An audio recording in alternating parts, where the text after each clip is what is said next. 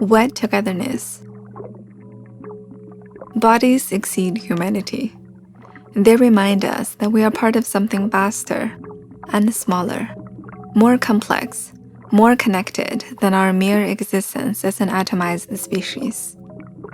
Our bodies, and bodies in general, are composed out of heterogeneity and multitudes. All bodies are wet collective bodies, defined by how they link to other bodies, places, environments, technologies. Think of breathing, clogging, decomposing, discharging, flushing, lubricating, melting, menstruating, transfusing. Bodies exist as trans and extra-territorial beings. They live in hybridity. This porous condition produces a planetary wet-togetherness, a commoning force that constitutes all bodies as collective hydro subjects. Wet-togetherness is a collaboration between e-flux and the 13th Shanghai Biennale, Bodies of Water, 水体. It is a series of 9 sound pieces in which a selection of Biennale contributors enact aqueousness through sound.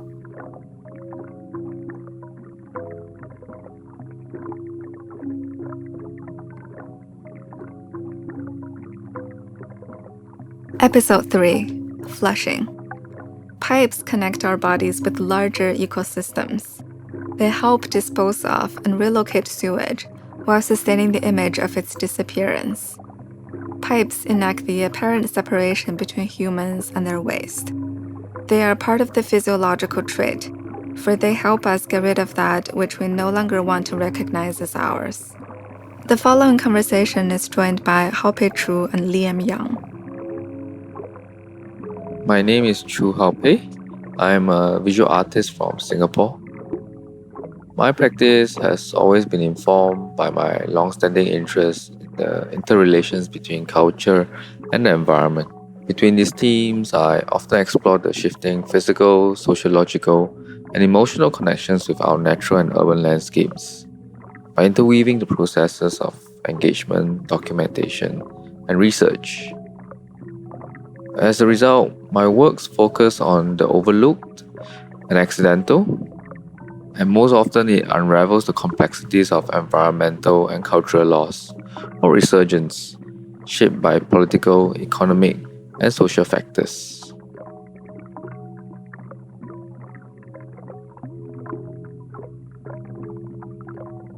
The sound of flushing to me is a sound of indication, an indication of cleansing. It is embedded with subconscious information to inform one of the eventual clean state after the flushing.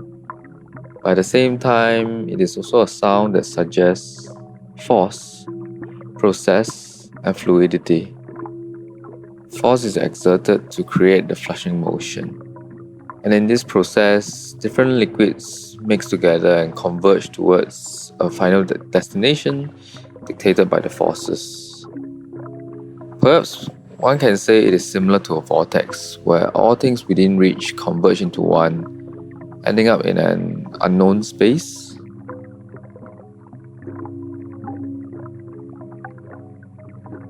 Flushing is vaguely a conceptual process of my work in the Biennale, Chengho, the vernacular of Southeast Asia, the parallel ambivalence. In the process of developing this work, I have embarked on multiple journeys and trips across Southeast Asia to first observe, listen, study and experience the different manifestations of Chengho across different forms and a larger time frame. For a 15th century Muslim eunuch admiral from China who led the famous maritime voyages to as far as East Africa, his physical imprints are first found in Southeast Asia, not in China. It was only until the 21st century that his imprints were slowly found in China itself. Early Moss-turned Chinese temples, legends, myths, and new generation mosques were erected in Southeast Asia, honoring him and his spirit. He is an ancient figure from China of Muslim descent, and has organically embodied a Southeast Asian persona. Now this is the unique part because this occurrence is not state-imposed. Cheng Ho makes such an interesting phenomenon because he traverses across history, politics, cultures, as well as religions in Southeast Asia. Although he is born a Muslim, he also embraced Buddhism for the sake of his crew, who are mostly Taoist Buddhists. This syncretism is not new to Southeast Asia, as certain parts of the region have undergone waves of transformation in the religious landscape. For instance, many old Javanese mosques have adapted from ancient vernacular Hindu-Buddhist architecture, and some mosque-turned temples have stemmed from pork during rituals with respect to the ancestral connections to Islam. Perhaps this is why Cheng Ho is able to take root in Southeast Asia, where such fluidity or syncretism is not uncommon. The overlapping multiplicities of Cheng Ho in Southeast Asia across various fields is in tandem with the concept of flushing. His nuanced and fluid identity as a eunuch, a Muslim, a Hui descent Chinese, an admiral, a militant, and a diplomat makes him all-embracing and an accepted figure today in Southeast Asia, a region where ethno-religious tensions are widely documented and manifested in a post-colonial period. Cheng Ho as a process is similar to flushing, where all converges towards a singular point into untreaded waters. What we are seeing today in terms of Cheng Ho is that he has manifested into something beyond just a figure, but a concept, an idea, a process where people actually come together regardless of their religions, putting aside their differences, and converge into this spirit of Cheng Ho, something which is not seen before, I would say. Something that is also very unique, vernacular, and organic. And this is the language of Southeast Asian.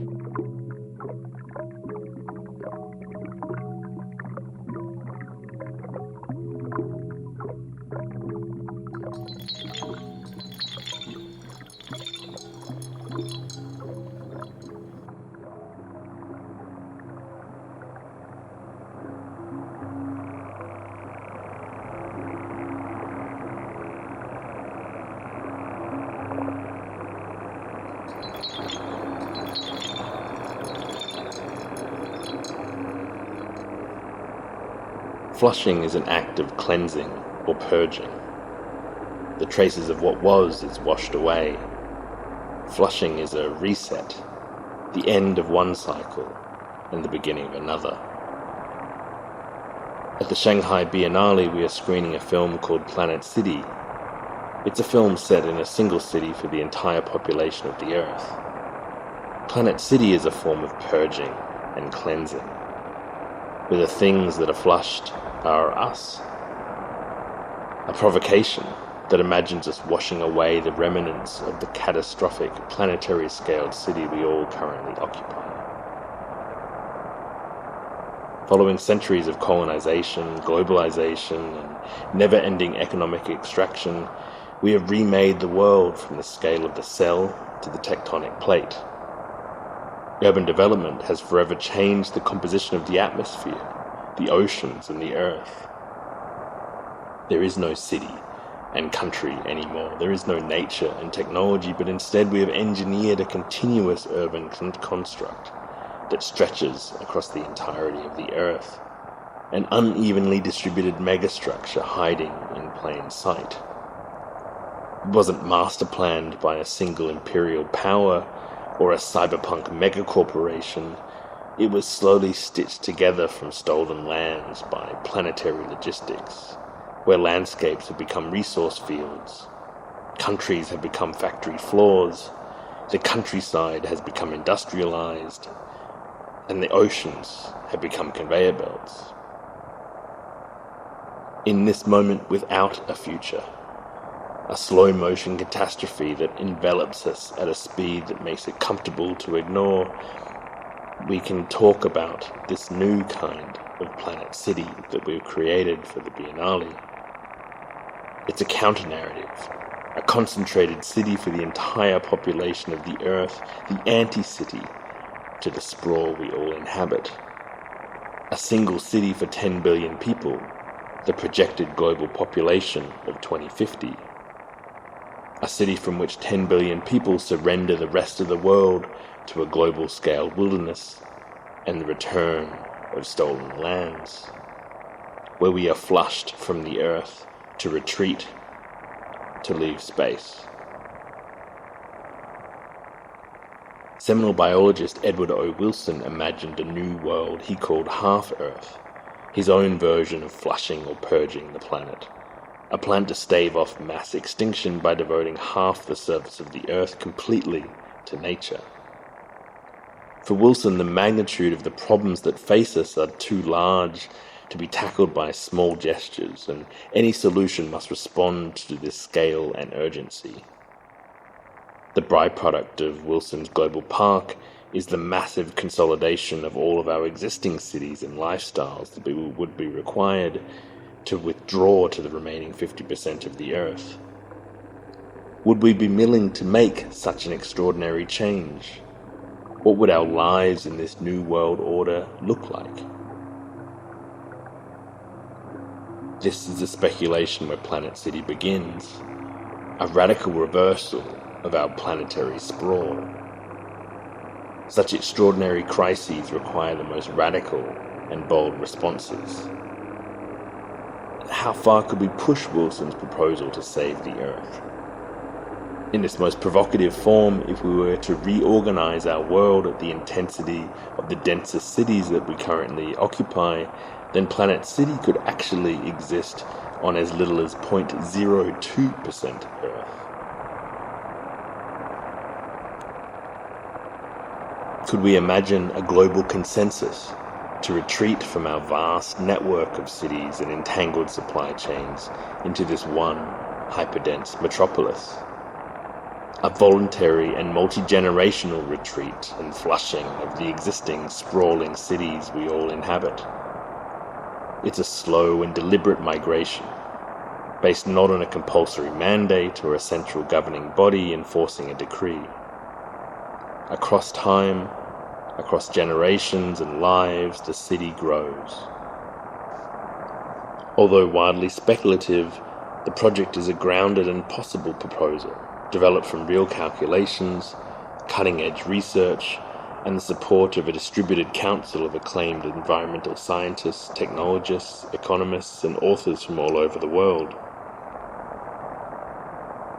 In the city, we hear the hums and crackles of flickering blue and red LEDs that illuminate the lower reaches of the city's farm fields.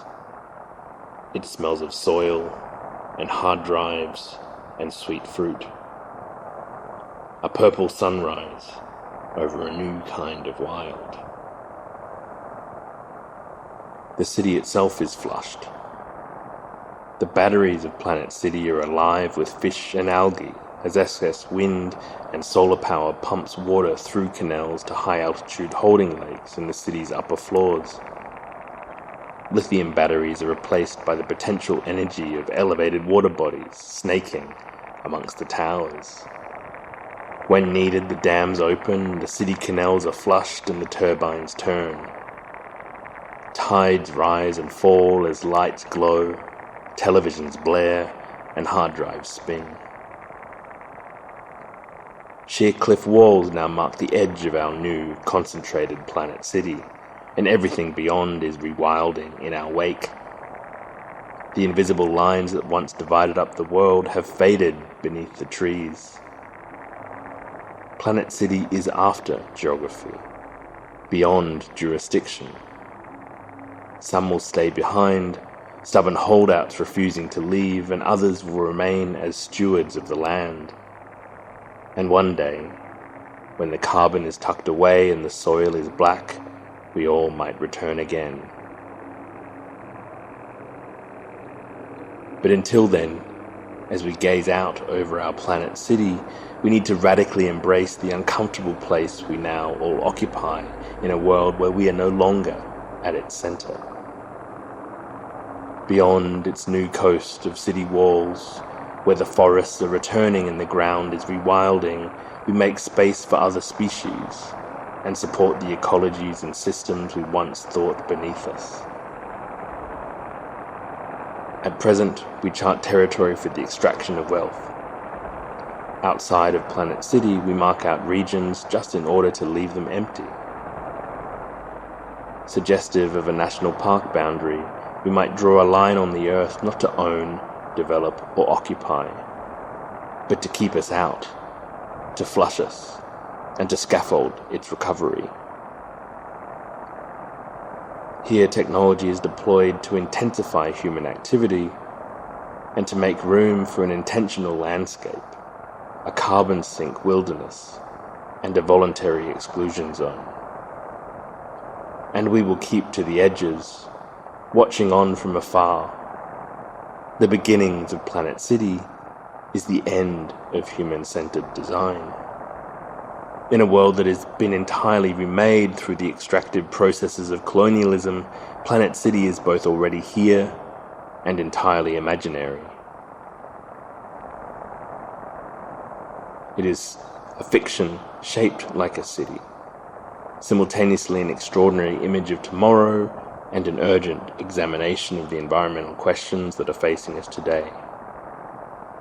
Amidst the chorus of 10 billion, our wanderings through the Planet City will finally return us to where we first started, to look back on our own cities again with new eyes. Somewhere, after the end of the world, we will find our future again.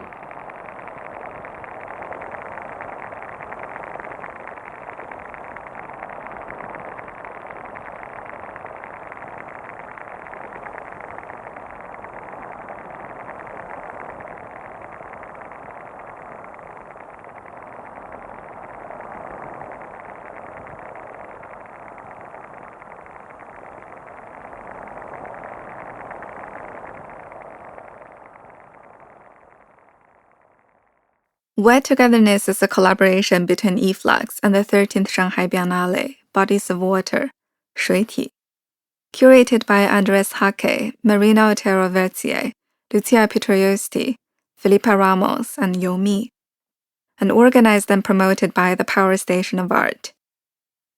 This podcast has been edited by José Luis Espejo and Rubén Coll, with the sound design of Tomoko Sauvage, coordination of Roberto González García, and locutions by Yang Yang.